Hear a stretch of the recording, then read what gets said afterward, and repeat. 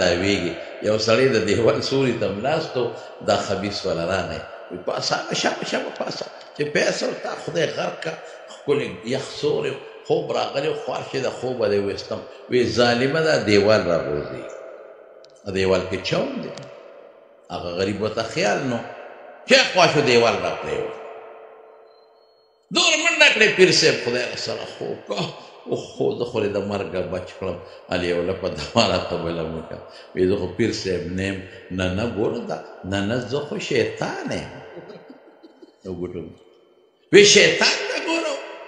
انسان ته خیر رسولو ته ګوره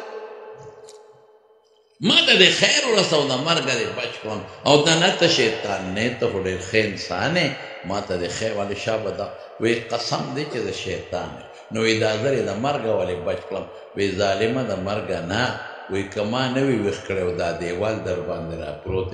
نو شهید کېدې تا به هم راته په جنت فردوس کې مټې والې